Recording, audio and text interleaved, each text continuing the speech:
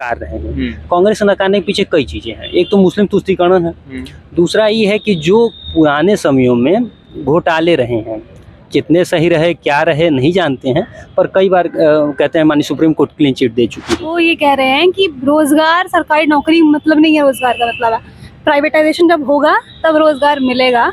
नहीं, तो बहुत देर से नेहा देखिए, हमारे बात का गलत अर्थ नहीं निकाला जाए। हम कभी ये कदापि हम नहीं कहेंगे, हम कदापि ये नहीं कहते हैं कि प्राइवेटाइजेशन रोजगार देगा, बिल्कुल देता है। जहाँ शिक्षा नहीं होगी वहाँ अच्छी सरकार की कल्पना नहीं की जा सकती। जो दिल्ली पुलिस है, दिल्ली पुलिस में लगातार वैकेंसी आती थी, आज हर 2 साल पे एक बार वैकेंसी आती है, और वो भी कितनी आती है, केवल 7500, जो कि इस बार की अब तक की सबसे हाईएस्ट वैकेंसी है।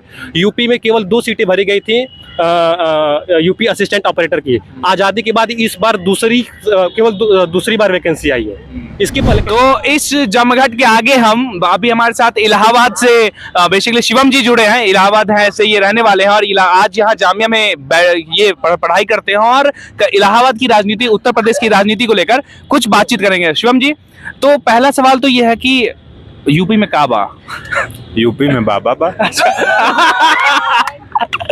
तो बाबा मतलब कि बाबा के काम से कितने संतुष्ट हैं और उनकी जो प्रक्रियाएं चल रही हैं, काल्पनिक हो या वास्तविक हो, उन चीजों को लेकर आप क्या कहना चाहते हैं? क्योंकि इलाहाबाद गलत हो गया, प्रयागराज भी तो बोलना आवश्यक है। देखिए, पहली बात तो मैं अगर राजनीतिक जवाब दूं तो मैं सारी बातों को खंडित कर दूंगा यहाँ जो कही गई हैं अभी तक। लेकिन मैं यहाँ मेरे बहुत सारे मित्र हैं।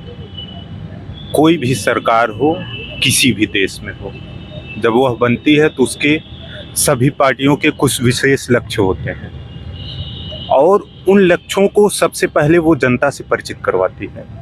जैसे हमारे यहाँ भारतीय जनता पार्टी है, उसको राइट विंग की पार्टी बोलेंगे। हमारे यहाँ जो कांग्रेस है उसको सोशलिस्ट पार्टी, समाजवाद को सामान्यतया लेके चलती है, जिसमें गरीब और कैपिटलिस्ट दोनों का मिश्रित रूप होता है। तो जब हम पार्टी चुनते हैं उसी समय हम डिसाइड कर लेते हैं कि देश की जनता ही पार्टी चुनती है ना, कोई और तो आके चुनता नहीं। अगर आप मोदी को चुन रहे हैं इसका मतलब आप कुछ चाहते हैं उससे ना। और एक बड़ी बात है कि सरकार अपने अनुसार आपका मूड चेंज करवा देती है, जो बड़ा माध्यम है विज्ञापन। लेकिन सबसे पहले बेसिक जो काम है देश में जो होना चाहिए, 2 चीज। एक तो शिक्षा। किसी भी समाज में जहां शिक्षा नहीं होगी वहां अच्छी सरकार की कल्पना नहीं की जा सकती। और बड़े दुख के साथ कहना पड़ता है कि यूएस वर्ल्ड रैंकिंग में हमारे देश की टॉप 100 में एक भी यूनिवर्सिटी नहीं आती। कभी कभी जेएनयू या आईआईटी मद्रास अपना स्थान बना लेती है। तो मेन समस्या क्या है? जब तक हमारी शिक्षा अच्छी नहीं होगी तो हमारे सोचने का नजरिया नहीं बदलेगा। जैसे यहाँ बहुत से लोग, मैं आलोचना नहीं करूंगा, लेकिन अभी वो हिंदू, मुस्लिम और जाति से ऊपर उठ के नहीं सोच पा रहे हैं। इससे ऊपर सोचोगे तब विकास की बात। अच्छा, राजनीतिक विचारधारा तो मित्रों के बीच में भी अलग अलग हो सकती है, ये सामान्य सी बात है। तो आप सारी बातें खुल के बात कीजिए, लेकिन जो भी बात है, बहुत सारी बातें खुल के नहीं हो सकती ना। अरे नहीं, ऐसा कुछ भी नहीं। आप नहीं, अरे अतीक मेरे बहुत, वो हमारे हॉस्टल के इलाहाबाद से हम लोग वो कच्चे वाले दोस्त हैं। तो बेसिकली राजनीतिक विचारधाराएं मित्रों के बीच भी अलग होती है। अब जाहिर सी बात है, मेरे भी कुछ मित्र हैं। मेरी खुद में मैं एक न्यूट्रल स्टेटमेंट रखने वाला, मैं एक सारे पक्षों को सामने रखता हूँ। हाँ। उनपे और खुल के बात कीजिए, उनका तथ्यात्मक विश्लेषण करता हूँ। उसके बाद जो सही लगता है उसको एक्सेप्ट। कुछ मान लीजिए आप में कुछ अच्छाई होगी, कुछ में इनमें होगी, मैं दोनों पक्षों का अच्छाई लेके अपने अंदर कर लेता हूँ। आप में बुराई होगी, आपकी आलोचना करूंगा, इनमें बुराई होगी, उनकी आलोचना करूंगा। रही बात जो मंदिर मस्जिद है, मंदिर मस्जिद एक स्थायी मुद्दा था, उसको सरकार ने समाधान कर दिया। नहीं, ये अभी और 2-4 सदियों इसी पे चुनाव होते। अभी भी उसी पे हो रहा है। नहीं, अगर उस पे होता तो सरकार, जो विपक्ष है हमारा, वो बेरोजगार का मुद्दा उठा। पहले बनाने के लिए जो मुद्दे होते थे अब बनवा दिए, इसलिए मुद्दे हैं। हाँ, तो कोई सरकार कोई काम करेगी उसका क्रेडिट लेगी, कोई विकास करेगा तो जरूर कहेगा कि इसका हमें क्रेडिट चाहिए, इसीलिए सरकार वो काम करती है। तो वैसे देखा जाए, जैसे अतिक जी ने आगे भी कहा था कि मुद्दे और भी कई सरकार ने कार्य किए हैं, जैसे अग्निवीर किए हैं, इन सब मुद्दों पे सरकार बात नहीं करती है। इसका मैं जिस दिन ये योजना आई थी उसी दिन मैं इसका विरोध किया था कि ये सेना जो है, मैं खुद एनसीसी कैडेट रहा हूँ, सेना जो है एक दिन में नहीं बनती। मतलब 4 साल में 2 साल तो उसका 6 महीने ट्रेनिंग गुजर गई, 2 साल आपसे 1 साल परिचित होने में लग गया, 3 साल की जॉब दे रहे हो 4 साल की, उतने में खत्म। सेना एक बॉन्ड बनता है। जबकि आप बड़े ऑपरेशन करते हैं तो जिस बंदे के साथ पहले आपको 1 साल ट्रेनिंग होती है, उसकी ये पूरी प्रक्रिया है, 4 साल कर दी। सेना में लोग इसलिए जाता था कि उसको समाज में एक अलग दृष्टि से देखा था, सम्मान मिलता था। हमारे मित्र ने बताया ये इस बात को, लेकिन आज जो कर दिए आप, उससे वो आके डंडा मैनी भी नहीं पाएगा। वो मान लीजिए 18 साल में मैं अग्निवीर जाता हूँ, उसके बाद मैं 21 साल तक घर आ गया या 20 साल तक, तो ये हुआ कि अब मैं इस स्थिति में हो जाऊंगी कि अपनी एनर्जी खत्म कर चुका हूँगा। अब मैं ना इस पक्ष का रह गया ना उस पक्ष का, या तो मैं कहीं जाके प्राइवेट डंडा मैं नहीं करूँ। तो समस्या तो आज भी वही है ना भैया कि मुद्दों के साथ भेदभाव क्यों? जब आप राम मंदिर के नाम पे वोट मांग सकते हैं तो फिर अग्निवीर के नाम पे ही वोट मांगिए, तो बाकी की जो मुद्दे हैं उन पे ही वोट मांगिए। नहीं तो कोई गलती करेगा तो उस पर वोट कैसे मांगे? ये तो सरकार की आलोचना मान भी तो नहीं रही है ना, समस्या तो यही भी है ना। कोई भी सरकार अपनी गलती कहाँ मानती है? वो तो जनता का कर्तव्य है उसको गलती मनवाना। हाँ ये बात भी है, हम खैर वोट से मनवा देंगे। हाँ लेकिन अच्छा इस बार आपको क्या लगा? एक बात मैं बता दूं, जब ये अग्निवीर आई थी तो हम और शिवम साहब दोनों लोग इलाहाबाद विश्वविद्यालय में थे, हॉस्टलों में थे। वहाँ की इतनी भयंकर भीड़ निकली और प्रयाग स्टेशन 2 दिन बंद रहा। का शिवम? हाँ। और बघाड़ा में जो छोटा बघाड़ा सलोरी जो वहाँ की रेजिडेंशियल जगह है जहाँ पर स्टूडेंटों की सबसे बड़ी डेलीगेसीज हैं, वहाँ से छात्रों का इतना समूह निकला, इलाहाबाद को अंदाजा नहीं था कि यहाँ इतने छात्र रहते हैं। एक साथ पूरा छात्र निकला और रेलवे बाधित कर दिया गया।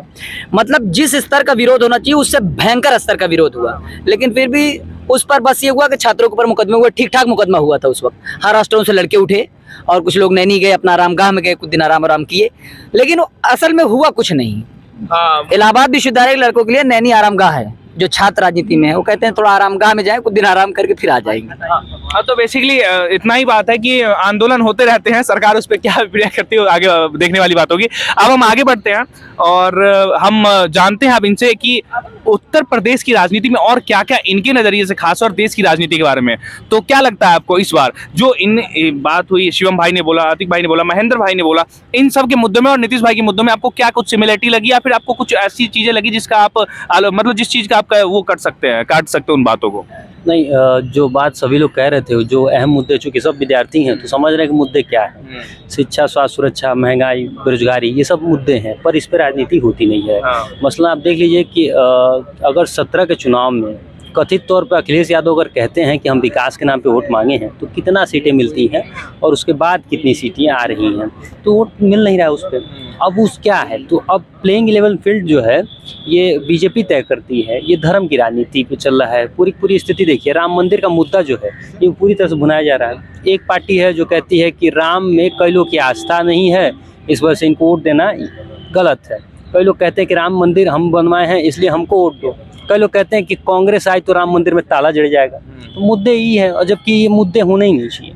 मुद्दे जो होने चाहिए वो असल मुद्दे क्या है जो आम लोगों को प्रभाव डाले, पर वो मुद्दे दिखते नहीं हैं, या यूँ कह लो कि मैनिफेस्टो में रह नहीं रहे। तो ये चिंता का विषय है, इसको सोचना चाहिए। पूरे प्रज्ञाशील समाज के लिए बहुत ज़रूरी है कि वो सोचे और ये कहवाए पार्टी से, पार्टी कार्यालयों से या पार्टी राष्ट्रीय अध्यक्षों से।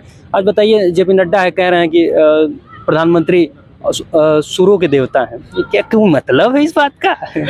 मतलब है? अच्छा एक चीज है जैसे कि 2014 में जब बीजेपी की सरकार बनी थी तो लोगों ने कुछ नयापन के लिए बीजेपी को वोट दिया था। तो एक बड़ा समस्या ये भी है कि कांग्रेस को पुनः सरकार जो जनता है वो जनता में शायद इसलिए भी लाना नहीं चाहती क्योंकि कांग्रेस कोई नई पार्टी नहीं है। कांग्रेस 70 सालों से चलती आ रही थी, जो राज 1952 के बाद कांग्रेस का ही राज था। तो बेसिकली ये एक बड़ा कारण हो सकता है कि जनता कहीं ना कहीं बीजेपी से, चूंकि अब हम युवा जो भी सोचते हैं, लेकिन आज भी आप शिवम भाई गाँव में अगर जाते हैं तो अगर आप एक उम्र, जैसे मैं अपने पिताजी से बात करता हूँ, आप अपने पिताजी से बात करते होंगे, तो उनका एक वैचारिक वो होता है कि नहीं हम बीजेपी को समर्थन करते हैं। तो कहीं ना कहीं उनका ये मानना होगा, जैसे आप दादाजी से बात करेंगे, जो एक बुजुर्ग लोगों से बात करेंगे, तो उनका ये भी मानना होता है कि जैसे मैंने एक बार पूछा था कि भैया आपने कांग्रेस का अधिकतर देखा होगा कार्यकाल, तो ऐसा कुछ तो नया लगा होगा बीजेपी में जो आपने बीजेपी को वोट दिया।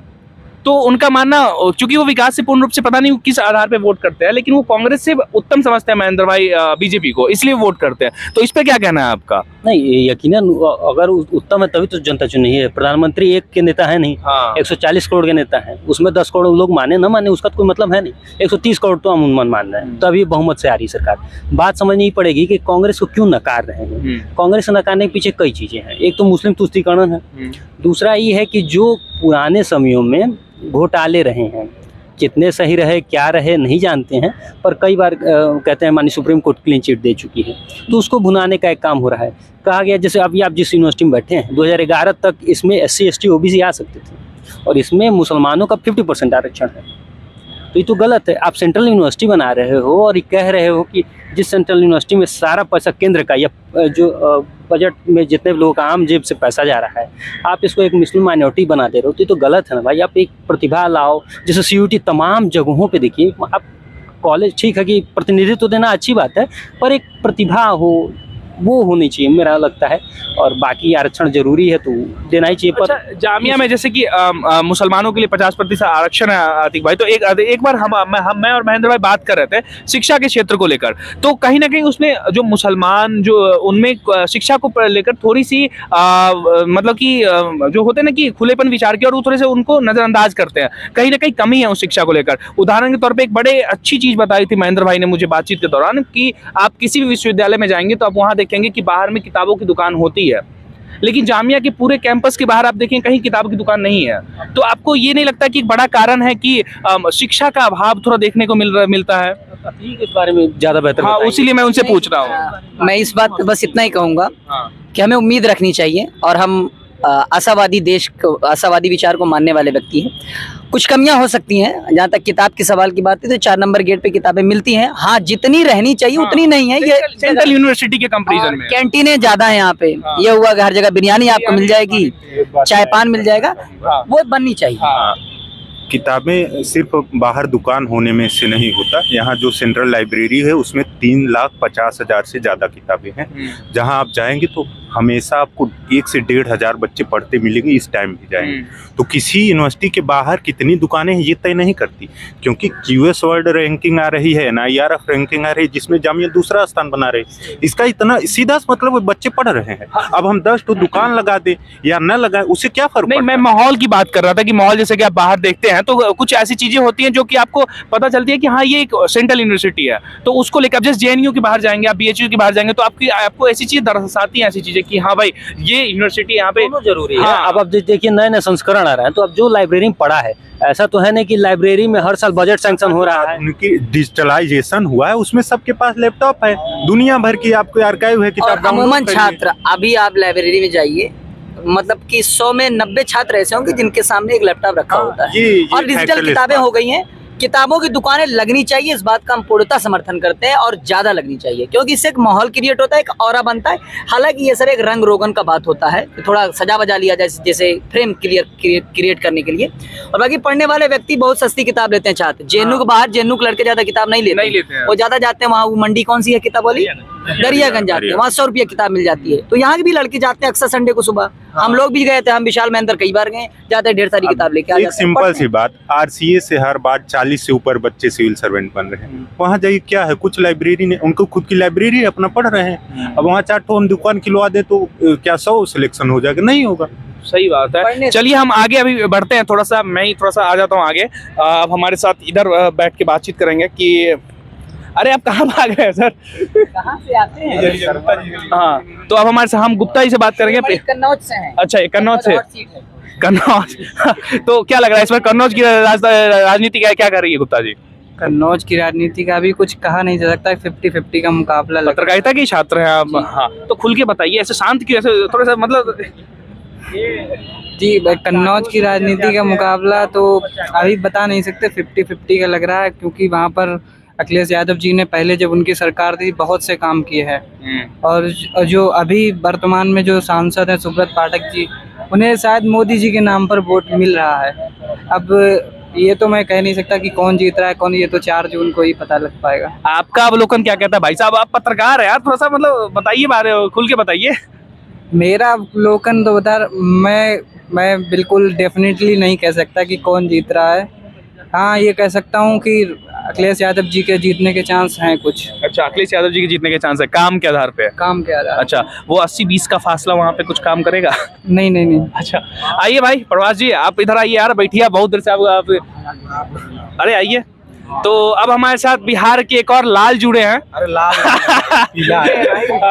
तो इनके बातों से कुछ व्यंग्यता नजर आती है, पीछे बैठ के बहुत सारी टिप्पणियां करते हैं। तुम भी इधर आओ यार, तो बेसिकली उस टाइम से नेहा भी उत्सुक है कई चीजों को काउंटर करने में। हाँ ठीक हो, इट्स ओके। अच्छा, तो ये बेसिकली भोजपुरी भाषाओं के क्षेत्र से आते हैं, तो कई सारी जैसे कि आपका कहाँ के रहने वाले बिहार में आप? अरे ये ओपन नहीं करना होता है महाराज, कैमरा का बात है, बहुत दिन जमाना खराब है। बिहार से है। अच्छा, बिहार से, चलिए बिहार से। तो जैसा कि इनके बात से आपको लग गया हो कि भोजपुरी इनकी बातों से दरसती है, तो आपको क्या लगता है बिहार की राजनीति में, अगर आपसे बस ये नहीं पूछूंगा क्या करना है क्या नहीं करना, व्यंग्य करना अगर आपको हो बिहार की राजनीति जो जैसे पूरा देश कर रहा है, वैसे क्या करेंगे आप? नहीं ना, बिहार सहित देश सहित पूरे संपूर्ण विश्व की राजनीति पे एक व्यंग मारेंगे। मारिए मारिए। व्यंग ये है कि नेताओं के लिए है। अच्छा, ये लिखा मैंने खुद के लिए था, लेकिन अब यहाँ पे देखा कि कई सारे हमारे तमाम साथी जो है ज्ञान दे रहे थे लंबा चौड़ा कि मोदी ऐसा है, कोई मोदी के सपोर्ट में बोल रहा था वगैरह वगैरह, सभी बोल रहे थे। हम ये कह रहे हैं कि तेरी सिथी को सिंदूर से सजाने की अधूरी ख्वाहिश लिए खुद की तलाश में निरंतर गतिमान हूँ। ठीक, अब इस लाइन का अर्थ समझिए। हम बस आपसे एक सवाल पूछना चाहेंगे, मोदी जी 2014 में क्यों आए? मोदी जी 2014 में आने का कारण था कि लोग बदलाव चाहते थे। बदलाव क्यों चाहते थे? कांग्रेस से बदलाव चाहते थे, कई उनको रोजगार, जैसे कि मोदी जी के कई दावे थे 2 करोड़ रोजगार, बाकी। हाँ, तो माइक घुमाइए। हाँ, घुमा लीजिए। यानी जाहिर सी बात है कि कांग्रेस के सरकार में बेरोजगारी थी, लोग बेरोजगारी से त्रस्त थे। मोदी ने भरोसा दिलाया। देखिए, दुनिया में 2 ही चीज काम करता है, डर और विश्वास। अच्छा, दुनिया की कहीं का भी पॉलिटिक्स देख लीजिए, 2 ही चीज पे काम करता है। ये पॉलिटिकल साइंस का थियरी है। अच्छा, डर और विश्वास। पहले आप भय दिखाएंगे, जियो पॉलिटिक्स की बात कर लेते हैं थोड़ा बहुत, मैं जल्दी आ जाऊंगा, खत्म कर दूंगा, बहुत सारा कंटेंट है। हाँ। बोलूंगा शाम हो जाएगा। जियो पॉलिटिक्स की हम लोग बात कर लेते हैं। तो क्या होता है, पहले आपको दिखाया जाता है कि सामने वाला देश जो है आपसे सैन्य क्षमता में ज्यादा ताकतवर है। ठीक, फिर सामने वाला जो तीसरा देश है, हथियारों का स्टॉक रखा हुआ है। अमेरिका और रसिया 2 बड़े शक्ति हैं और इनकी इकोनॉमी लगभग हथियारों की बिक्री पे ही टिका हुआ है। आप देखेंगे तो हथियार बेच के इनकी इकोनॉमी टिकी हुई है। ये क्या करते हैं, छोटे छोटे देशों में हथियार बेचते हैं, भारत जैसे विकासशील देशों में हथियार बेचते हैं। क्यों? क्योंकि चाइना के पास ज्यादा पावर है। हाँ। उसको बेचेगा, फिर वो उसका, और देखेंगे सब इंटरकनेक्टेड है एक दूसरे से। खैर, मैं मुद्दा से भटक गया, आप राजनीति की बात करते हैं। अब आते हैं मुद्दे पे। तो नेता लोग जो है, यानी जाहिर सी बात है, कांग्रेस थी, उससे पहले वाजपेयी जी थे, वाजपेयी जी साइनिंग इंडिया बोले। अच्छा, कांग्रेस ने बोला कि ये फ्लॉप विषय है, हम रोजगार देंगे, हमारे पास आइए। लोग गए, 10 साल दिखे, फिर लगा कि नहीं, रोजगार नहीं मिला। बेरोजगारी तब भी थी, लोग तब भी परेशान थे। मोदी जी आए, बोले कि 2 करोड़ रोजगार देंगे, क्योंकि लोग डरे हुए थे, विश्वास जगा, लोगों ने वोट किया। ठीक, ये लोग भी वही कर रहे हैं, कांग्रेस वाले भी आएंगे, देंगे। हम आपसे पूछना चाहते हैं कि भारत सरकार के ऑफिशियल स्टेटमेंट के अनुसार 30 लाख पद सरकारी खाली है। बिहार के एक हमारे नेता हैं, काफी विजनरी नेता हैं, तेजस्वी यादव। अच्छा, हाँ। कह रहे हैं कि इसको बढ़ा के 70 लाख नए पदों का सृजन किया जाएगा और 1 करोड़ किया जाएगा। मान लेते हैं हम बात, मैं उनकी बुराई नहीं कर रहा हूँ। बहुत हिम्मत होता है कि आप आते हैं और 5 लाख रोजगार देते हैं। सही बात है, शिक्षा दिया, शिक्षकों की नियुक्ति की है उन्होंने। ये बड़ी हिम्मत की बात है। ऐसे समय में आप रोजगार देते हैं, हालांकि पैसा कहाँ से आएगा, अभी पेमेंट वगैरह का मामला फंसी रहा है। सैलरी महीने महीने आती है भाई, इसका प्रमाण हूँ मैं, मतलब कि कई ऐसे मित्र है जो। हाँ, वो ठीक है, कैसे मैनेज होगा जाने, हालांकि मुद्दे पे आ रहे हैं। तो 1 करोड़ मान लेते हैं लोगों को रोजगार दे दिया गया। ठीक, हम सभी जानते हैं कि एक पारिस्थितिक तंत्र बना होता है, एक चेन सिस्टम होता है। अगर हम कहीं किसी को 10 रुपया दे रहे हैं तो उसके लिए 5 रुपया कहीं से एडजस्ट करना होता है। ठीक, हम एक बार में 1 करोड़ मान लेते हैं, उनके अकॉर्डिंग रोजगार दे दिए। ठीक, हम बीजेपी को यहाँ पर डिफेंड नहीं कर रहे हैं, पहली बात बता देते हैं। 1 करोड़ लोगों को एक बार में हम रोजगार दे दिए, बंद रास्ते। देश में कम से कम 35 से 40 करोड़ लोग युवा हैं, भारत सबसे बड़ी युवा आबादी है। बाकी लोगों का क्या होगा, आप बताइएगा ना सर। हम कैसे बताएंगे, पत्रकार आप हैं, पढ़े लिखे लोग आप हैं, सवाल आप पूछ रहे हैं, आप बताइए ना। आपके उत्तर से तो हम थोड़े से भौचक हो गए इन सब चीजों के। हम बस आपसे पूछना चाहते हैं कि बाकी 35 करोड़ का क्या होगा? 35 करोड़ वही अगली सरकार से अपेक्षा करेंगे रोजगार का। हम यही पूछे कि 30 करोड़ खाली है, 30 लाख खाली है, 70 नए पदों का सृजन हो जाएगा, पद तो बचेंगे भी नहीं। क्या होगा फिर 10 साल 15 साल तक? तो ये तो बेसिकली देखा जाए सरकार इस पे नीतियां लाएंगे और हो सकता है कि कुछ नए जगह रोजगार खुले। अब देखिए इसका, देखिए हाँ, इसका सुनिए, समझा देते हैं। अगर इसका होना रहता सरकारी पदों पे तो हो गया रहता, नहीं हो रहा है, इसलिए skill India development, skill development पे काम चल रहा है। पहले की भी सरकारें की, मोदी जी आए, नाम बदल के अलग अलग सरकारें करती है, अपना क्रेडिट लेती है कि आएंगी नाम बदल के अपना नया योजना लाती हैं, काम करती हैं। ओवरऑल आप कहना क्या चाहते हैं, मतलब इसका सारांश क्या है? एज ए सारांश वो ये कह रहे हैं कि रोजगार, सरकारी नौकरी मतलब नहीं है रोजगार का मतलब है। प्राइवेटाइजेशन जब होगा तब रोजगार मिलेगा। तो बहुत देर से नेहा देखिए, हमारे बात का गलत अर्थ नहीं निकाला जाए। हम कभी ये कदापि हम नहीं कहेंगे, हम कदापि ये नहीं कहते हैं कि प्राइवेटाइजेशन रोजगार देगा, बिल्कुल देता है, लेकिन गवर्नमेंट का विकल्प नहीं है। अच्छा। बातों को ऐसा ना समझाए, पॉलिटिकल साइंस और मीडिया का स्टूडेंट हूँ। सही बात है। तो अब देखिए एक्चुअली है क्या कि पीछे से बहुत देर से नेहा आतिक जी की बातों से, महेंद्र जी की बातों से थोड़ी सी अपने असहमति जता रही थी और बहुत दिनों से बोलने की इच्छा जता रही थी, क्योंकि बातें खुल के लीजिए आप। हाँ। ये जो भी तो नेहा बेसिकली अब शुरू से शुरू करते हैं। जैसा कि उन्होंने बोला कि जितने हाँ। पद हैं उतने तो और हो भर सकता है अगले चुनाव में आरक्षण लेके सांसद भी मिल जाए। हाँ बताइए। जैसा उन्होंने बोला कि जितने पद है उतने तो भर जाएंगे, बाकियों का क्या? तो बाकियों को तो प्राइवेट नौकरी ही करनी पड़ेगी ना। और प्राइवेट नौकरी में तुम क्या करोगे भाई? तुम्हारे अंदर स्किल होगी तब तो आएगा। तुम्हें फोटोशॉप आता होगा तब तो तुम करोगे। आरोप लगा रहे हैं कि सरकारी नौकरी में स्किल्स की जरूरत नहीं होती है। नहीं यार, सरकारी नौकरी की स्किल्स अलग है और प्राइवेटाइजेशन की जो स्किल्स है वो बिल्कुल अलग है। ठीक है, ये है। और आलोचना, बिल्कुल आलोचना होनी चाहिए कि जो अलग अलग राज्य हैं उनकी अलग अलग जरूरतें हैं।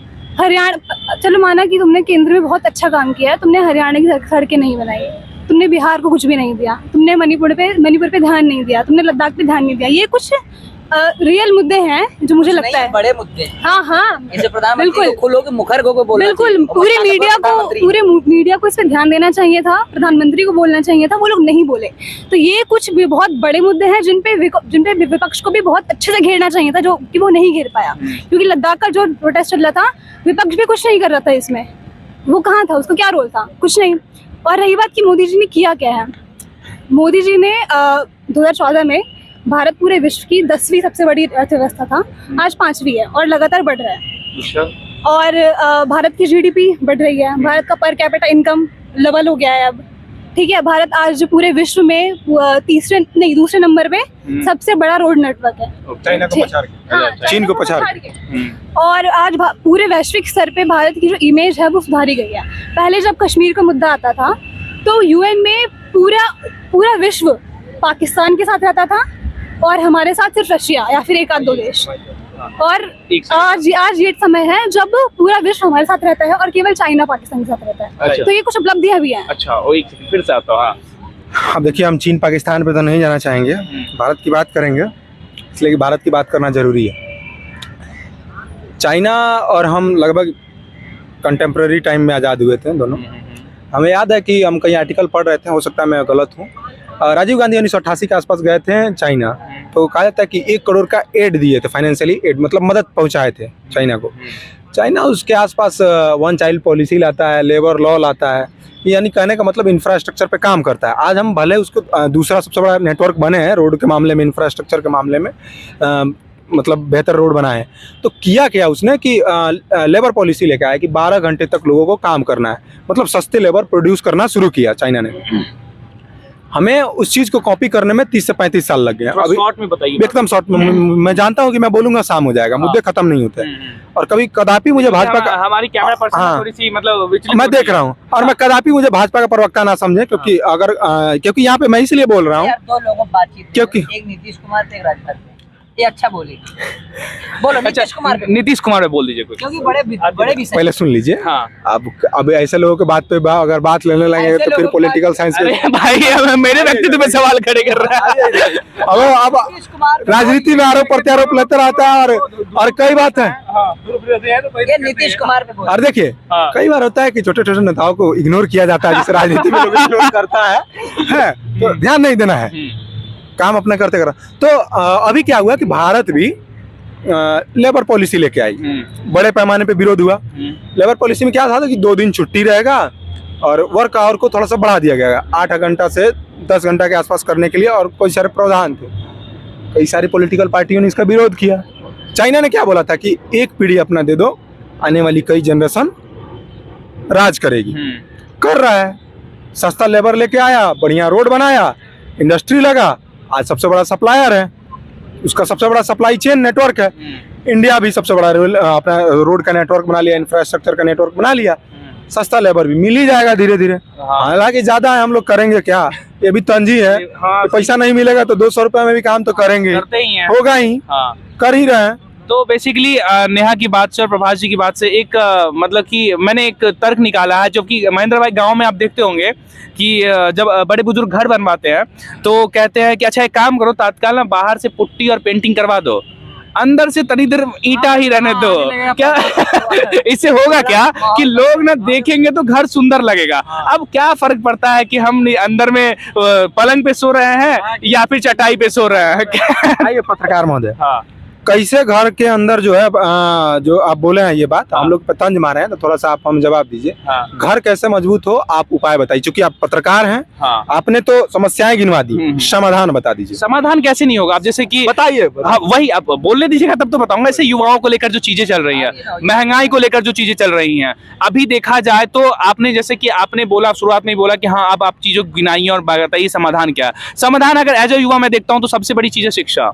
लोग आज ये वास्तविकता है प्रभास जी की हिंदी। मैं एक बात क्लियर कर दूं कि शिक्षा पे जो मेरा साथी है शिवम, बहुत बेहतरीन बात बोला था वो, और मैं उसकी बातों से सहमत हूँ। नहीं, देखिए सहमति सुनिए, भले हम वेलफेयर स्टेट के रूप में काम करते हैं, हम वेलफेयर स्टेट के रूप में काम करते हैं, जो हमारी गवर्नमेंट की बॉडी वेलफेयर स्टेट है, तो यहाँ पे 3 चीजें मुफ्त होनी चाहिए, शिक्षा, स्वास्थ्य और थोड़ा बहुत भोजन वगैरह, जो गवर्नमेंट कर रही है। भोजन पे तो काम कर रही है, स्वास्थ्य पे भी है, लेकिन 80 लाख लोगों को खाना फ्री में भोजन मिल रहा है। इनके अकॉर्डिंग 80 करोड़। डाटा क्या है डोंट नो, हम इस पे भी कटाक्ष कर रहे हैं, क्योंकि प्रवक्ता आप साबित कर दीजिएगा, सबसे आसान है किसी के ऊपर आरोप लगाना। आपको साबित करने से लोग मुझे प्रवक्ता जल्दी बना लेंगे। ठीक ना? तो नहीं, देखिए अब हम भी पत्रकार बनेंगे, और आप बोल भी तो पक्ष में रहे हैं, आपको कोई दिक्कत नहीं होगी, आप चिंता मत कीजिए। नहीं सरकार आ रही है, और इस बात में 400 पार आने की संभावना है। ऐसा देखिए, अब कौन 400 ला रहा है, कौन 400 नहीं ला रहा है, सबकी अपनी अपनी दावे होती है। एक ही बार 400 आया इस देश में। एक सेकंड रुकिएगा, बड़ी देर से इच्छा है इनसे बात करने की, ये चूंकि मतलब कि ये जो बिल्कुल इस महफिल के सबसे न्यूट्रल। हाँ, और सबसे बड़ी अच्छी बात इनकी, थोड़ा सा आप नजदीक आ जाइए, सबसे अच्छी बात इनकी ये है कि ये लगातार प्रयास कर रहे हैं अपने आप को सफल साबित करने के लिए, लेकिन कुछ ना कुछ चीजों के लिए विफल रह रहा है। तो इसमें क्या आपको लगता है कि सबसे बड़ी भागीदारी क्या नजर आ रही है आपको? भैया, जो सबसे पहले मैं बात करना चाहूँगा वो ये कि एज ए स्टूडेंट मुझे क्या प्रभावित करती है। तो मेरे लिए सबसे ज़्यादा यही रहेगा कि सरकार वैकेंसी कितनी दे रही है और महंगाई कितना हो रहा है। 2014 में गैस सिलेंडर 450 के आसपास था, आज 1200 रुपये का मिल रहा है। 750 रुपये का बढ़ोतरी हुआ है। आज परसेंटेज निकाले तो 100 से 150% के आसपास निकल रहा है। ठीक ना? और आप बात करें महंगाई की, इसकी वैकेंसी की, वैकेंसी में आप यूपीएससी की पहले 1500 के आसपास आती थी, आज 700-800 के आसपास नियर अबाउट भटक रही है। सीजीएल में पहले 18,000 वैकेंसी आती थी, आज 7,000-8,000 की वैकेंसी, 10,000 खत्म हुआ। सीएचएसएल में आती थी 6,000-7,000 के आसपास, आज 1,500 सीटें आती हैं, जिसमें कि सिलेक्शन के बाद 100 सीटें घटा दी जाती हैं। वो 100 सीटों का पता नहीं कहाँ हुआ, ये सच्चाई है। और एमटीएस में आती थी 6,000 सीटें, आज 2,000 सीटें आती है, जो कि ग्रुप डी की वैकेंसी है। रेलवे में रेलवे में पहले रेगुलर वैकेंसी आती थी, नहीं आती है। हाँ, अब तो 2019 के दावों के बाद। और बताता हूँ, जो दिल्ली पुलिस है, दिल्ली पुलिस में लगातार वैकेंसी आती थी, आज हर 2 साल पे एक बार वैकेंसी आती है। और वो भी कितनी आती है? केवल 7500, जो कि इस बार की अब तक की सबसे हाईएस्ट वैकेंसी है। यूपी में केवल 2 सीटें भरी गई थी यूपी असिस्टेंट ऑपरेटर की। आज़ादी के बाद इस बार केवल दूसरी बार वैकेंसी आई है। इसके पहले कैसे काम चलता था? जाहिर सी बात है, ये लगातार प्रयास है और विफल रहे तो इनकी एक पीड़ा है, जो कि ये सरकार के प्रति नाराजगी अपनी व्यक्त कर रहा है कि बात नियुक्तियों की हो, बात पदों की हो, तो कहीं ना कहीं सरकार इसमें विफल नजर आ रही है। तो ये हमारे साथ जामिया के कुछ छात्र थे जिन्होंने अपनी चीजें, अपनी पीड़ा को बताया सरकार के खिलाफ हो, सरकार के समर्थन में। उनके कई सारे मुद्दे हैं जिनको लेकर भी इन्होंने अपनी बातें रखी है हमारे साथ। इन्होंने अपनी व्यथा भी बताई कि किस प्रकार से लगातार सरकारी एग्जामों की परीक्षा देते हैं, लेकिन पदों की वजह से इनकी नियुक्तियां या फिर किसी अन्य वजह से इनकी नियुक्तियां नहीं हो पाती है। तो ऐसी तमाम बाकी खबरों के लिए बने रहें ग्लोबगस के साथ। कैमरा पर्सन सिमरन के साथ मैं शुभम पाठक, धन्यवाद।